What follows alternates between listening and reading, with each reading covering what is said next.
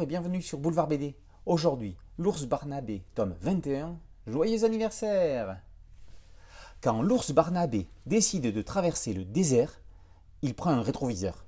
Ça lui permet de marcher droit, comme il l'a fait jusqu'à présent. Épicurien dans l'âme, artiste et poète, l'ours Barnabé mène une vie de bohème. Chaque chose qu'il fait est un petit bonheur. Qu'il s'endorme à la pêche ou qu'il observe des Bigfoot, qu'il amène son chien bourré de puces chez le vétérinaire ou qu'il s'occupe d'un bonhomme de neige, Barnabé donne à l'absurde ses lettres de noblesse. Avant tout, l'ours Barnabé est un artiste.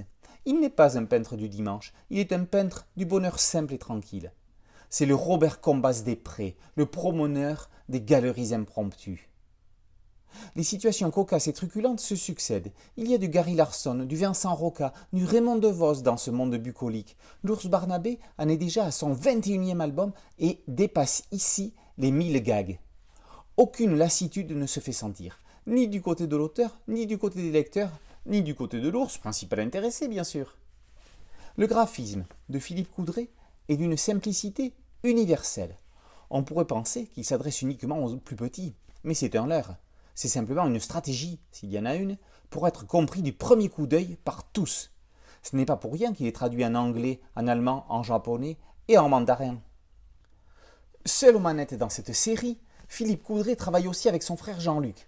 Chacune de leurs créations, à l'un ou à l'autre, à l'un et à l'autre, est d'une finesse désarmante. Le canard théocrite, béret et casquette et tant d'autres. Allez vous perdre dans la forêt de Barnabé. Si vous le rencontrez, vous ne le quitterez plus. Au-delà des codes, des langages et des préjugés, l'ours Barnabé est une série qui fait du bien. L'ours Barnabé, tome 21, joyeux anniversaire, par Philippe Coudray et paru aux éditions La Boîte à Bulles. Boulevard BD, c'est un podcast audio et c'est aussi une chaîne YouTube. N'oubliez pas de liker et de vous abonner. À très bientôt. Ciao.